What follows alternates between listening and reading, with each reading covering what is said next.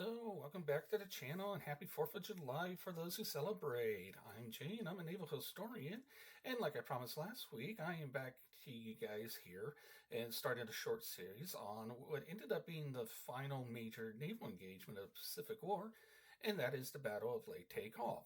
And I should note that it's a pretty wild one. I think I can get this done within the next 3 to 4 weeks, and that way you have something for the summer.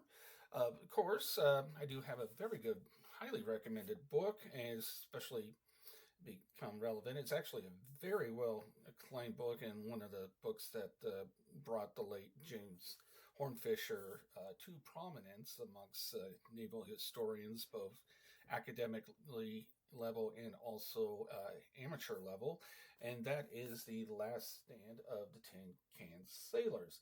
Now, I was going to focus on the battle that happened off of Samar, um, but it also has a pretty good insight into what happened at Leyte Gulf as well. Again, also recommend Morris's volume on that campaign in the Philippines because he's got a right closest thing we outside the actual documents and war reports that were filed and after action reports that were filed, the closest thing to a primary documented source. With that, to begin, we're going to start by discussing this week, as always, the background. You just need to make sure that you kind of understand what's going on. Um, by October 1945, the decision had been made by the Joint Chiefs that rather than going the next step being going to Formosa, today's Taiwan, for the next step, they just didn't think that they had enough troops ready, but they did need to do something to keep the momentum and pressure on the Japanese up, and so they made the decision to let MacArthur do what he'd been begging to do for, by this time, almost a year, and go after the Philippines. It was also kind of a political decision as well, because Roosevelt, with an upcoming election just a couple of weeks after the events of Leyte Gulf, and needed a good victory like this and is good PR for his chances to get that unprecedented fourth term by having his chief political rival fulfill his promise to liberate the Philippines. And also at this time, the Philippines was still considered a American territory, even though they had under the Roosevelt, starting with the Roosevelt administration in the early 1930s, started transitioning more and more control over to the local government there, with the eventual decision made in the 30s that once they get the governmental and military infrastructure built up, that the Philippines will become an independent nation. And so that's why the two main reasons why Philippines were opted over Formosa. They did also decide, because the United States had held the Philippines for just over 40 years when the war broke out. They had very good maps and charts. They knew the terrain. It was relatively easier to plan on the land side, and the naval side, they knew what was going on. It was just a logistics puzzle. And with that, they decided rather than going straight to Luzon, which is the main island where Manila, the capital, is, they decided to launch their attack a little further south in Leyte, which actually has kind of with its gulf, has kind of a nice natural harbor where they could, once Leyte was secure, use that as their main logistics hub and not have to rely on sending stuff, rely on ships having to sort it out of Hawaii. They could just turn Leyte into a big supply dump to support the rest of the campaign. And so with the U.S., this is going to become very important as the story continues. There was actually two different theater commanders involved in the Leyte campaign. so the U.S. Third Fleet, as it answered under William Halsey, it answered to the Commander-in-Chief Pacific Ocean Areas, which is Nimitz back in Pearl Harbor. The and so, but the seventh and Third Fleet at this time was pretty much the fast carrier Task Force 38 in this situation. Last series, it was known as Task Force 58 under Spruance, and also its support ships. But the main bulk of the naval operations will actually be conducted by Admiral Thomas Kinkaid's Seventh Fleet, and Kinkaid's, as you can see, he's on the just to the right of MacArthur in this shot, wearing the garrison cap and holding binoculars, and this is going to become a problem because even with all the technological developments that occurred during the war, at this stage there really wasn't any good way to communicate between commands, and that's going to become a problem, like I said, later on in the story. So if, like, for example, if Halsey needed to send a message to Kinkaid, he had to send a message all the way back to Pacific Fleet headquarters, and it was still in Pearl Harbor, even though they were still working on transitioning stuff to Guam as a forward command post. But I have to go back to Pearl Harbor, and then Nimitz would have to send that back down to 7th Fleet or over to MacArthur's headquarters brigade. And additionally, on so all these events are going to be talking about once I establish the background. It's going to take place between October 23rd and October 25th of 1944. Now, this is something that is going to be very crucial to remember. Halsey detached Task Group 38.1, his largest task group, which was under the command of the first under the first John McCain, the grandfather of the late senator and father of the future naval commander in Vietnam. He detached that back to Ulithi to get for resupply and refueling.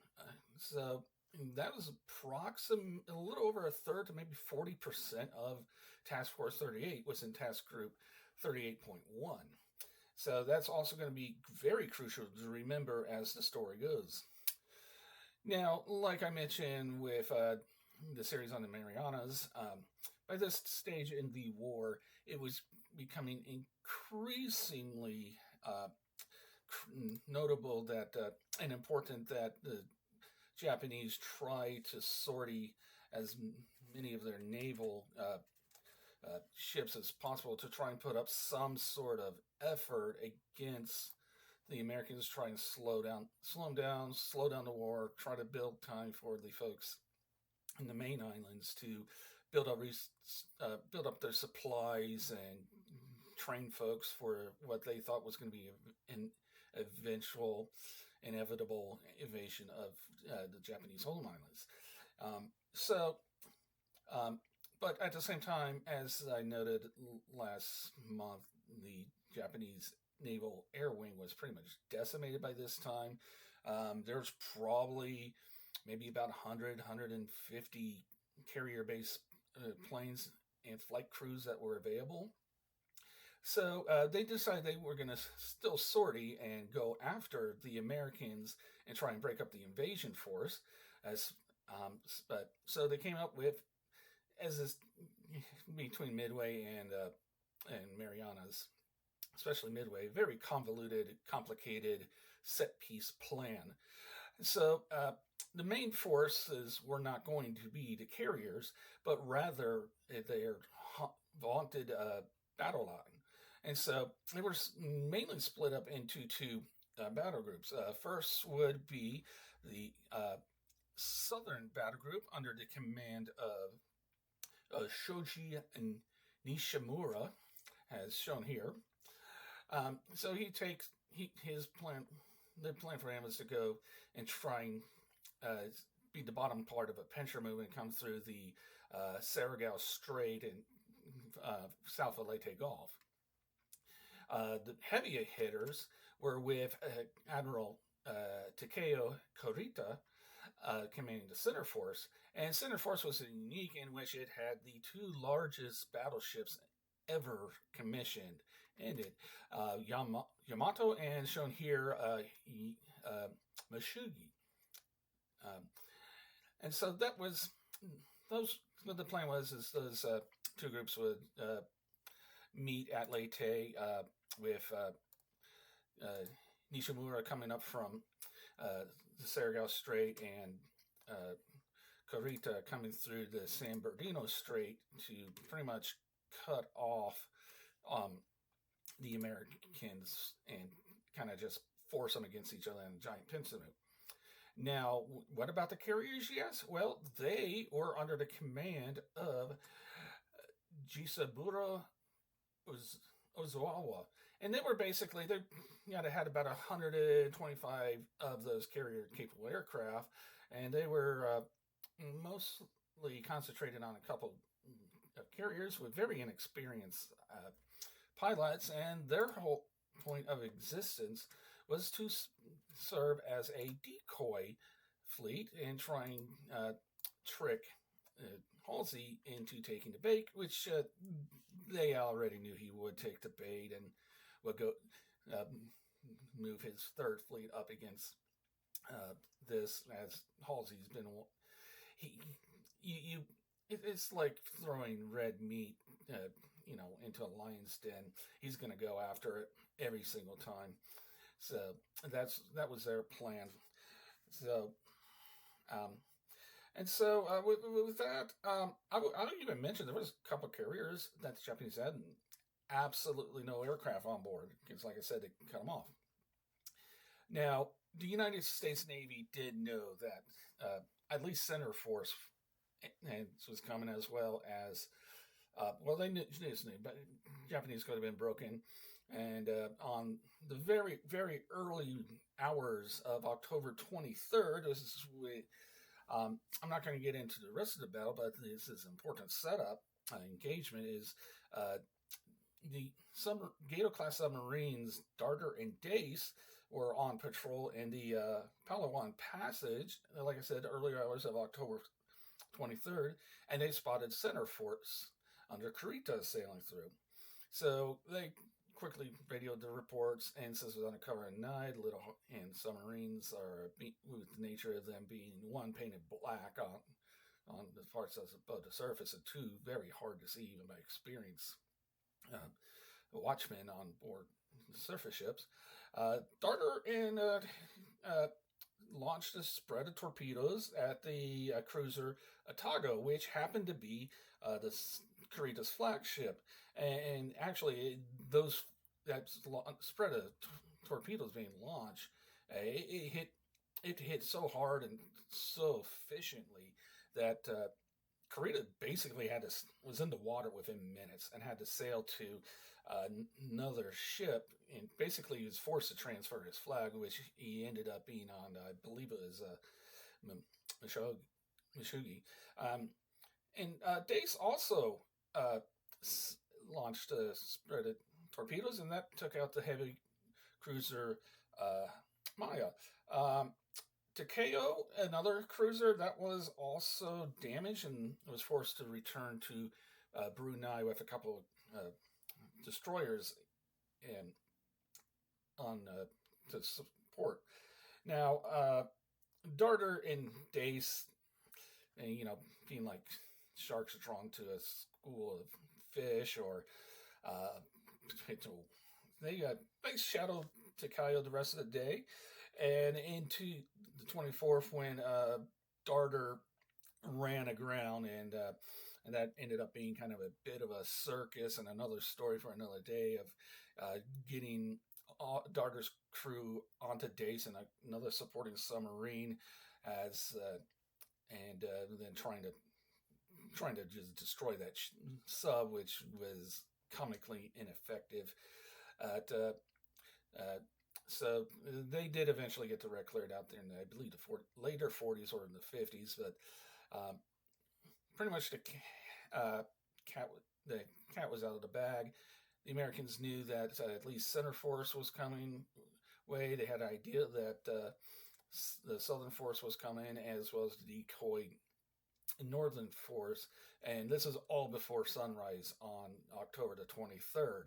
Um, and so, with that, we'll pick up again next week, in which we'll go over the events on October 24th, mainly the Battle of the Sibuyan Sea, which it's ex- tells the story of how ineffective uh, Yamato class battleship armor was to in against air power.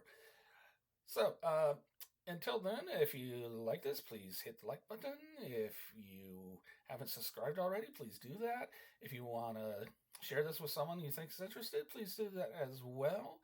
And finally, if you're going to leave comments, please be kind and respectful to everyone. And if you're shooting off fireworks this 4th of July, please be safe. And please try to do it outside the city limits, away from small animals, as I will be spending this evening as an emotional support human to my kitty this 4th of July. And so, till next time, bye-bye.